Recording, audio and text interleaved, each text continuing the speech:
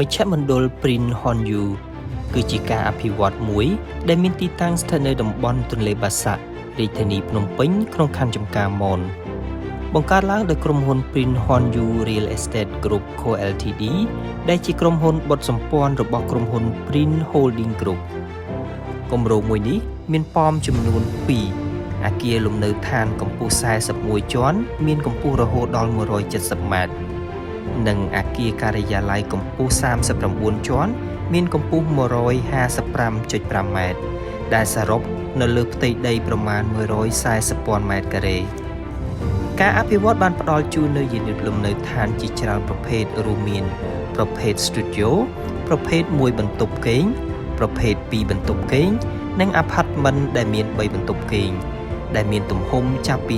31រហូតដល់105ម៉ែត្រការ៉េតម្លៃមានចាប់ពី$57,000ឡើងទៅ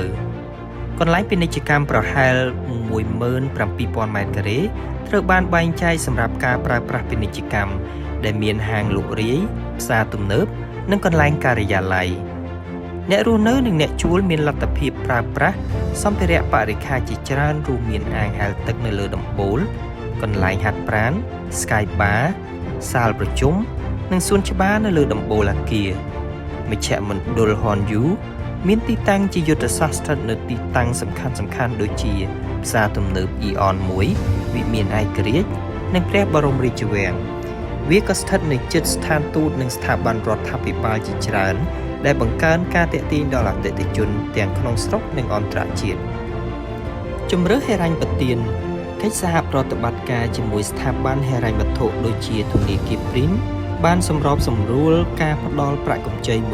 100% សម្រាប់រយៈពេលរហូតដល់25ឆ្នាំ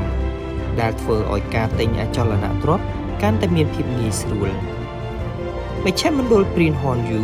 គឺជាមជ្ឈមណ្ឌលបន្ថែមដ៏សំខាន់មួយរបស់ទីក្រុងភ្នំពេញដោយរួមបញ្ចូលគ្នានៅលំនៅឋានកន្លែងពាណិជ្ជកម្មនិងកន្លែងកម្សាន្តដើម្បីផ្គត់ផ្គង់ដល់អតិថិជនចម្រុះ